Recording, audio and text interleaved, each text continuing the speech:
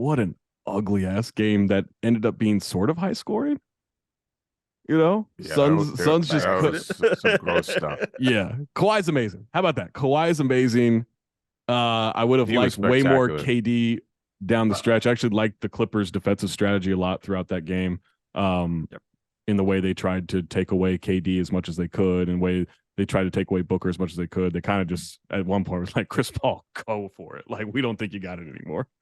I'm gonna call out Yeah. Monty Williams. Monty Williams, you got a coach. You got outcoached by Ty Lue, straight up. That's it. There's no way Chris Paul should be taking all those shots, you know what I mean, late in the fourth. And then also DeAndre Ayton, you got to act like you want to be there. He made a couple plays, but he wasn't engaged fully. You had Kevin Durant standing in the corner, and most people were like, oh, well, go get it. That's not how you going to play. I mean, he was one rebound shy of a triple-double. Mm-hmm. He basically kept them in the mix.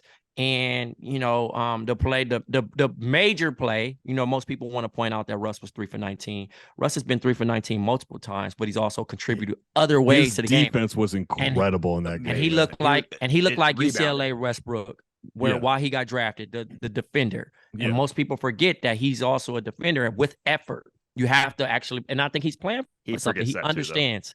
Yeah, I'm sure. Block on Booker. Yeah. Might have been a foul, but it was such a great play to not just block that was it, clean. but then throw it off of Hands him. part of the ball, right? That was an awesome play. Yeah, that was clean, Jay. Devin got to play through the whistle. He was so busy, caught up looking at the ref and wanted that stuff that he gotta, you know, he gotta play all the way through the whistle, and that's on him. So I do think that Monty's gonna make some adjustments. I do think that they'll play a better game, but at the end of the day, man, like, I applaud the Clippers. I applaud Kawhi Leonard for dominating. You know what I mean? He just took over in the fourth. And then, you know, Norman Powell played a great game as well. Eric Gordon was chucking. Oh, my God. Eric Gordon was playing like every shot.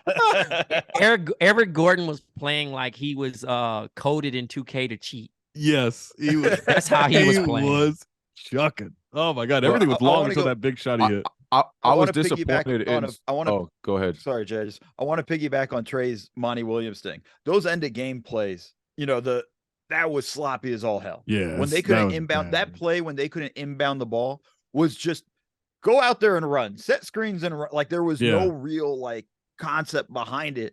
That was sloppy as hell, and it forced them to use that last time out. Like, I'm with Trey. Like, Monty's got to do better, especially at the end of game with those kinds of plays.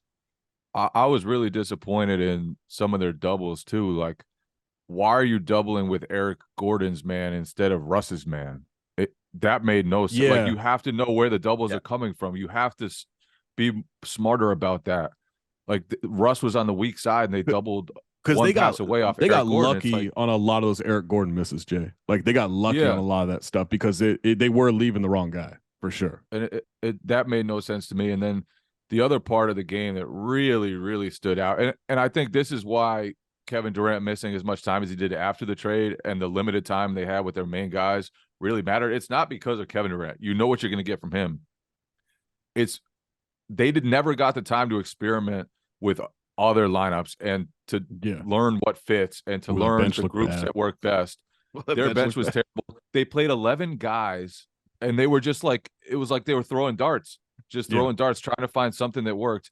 They couldn't find it. The bench got just absolutely ruined.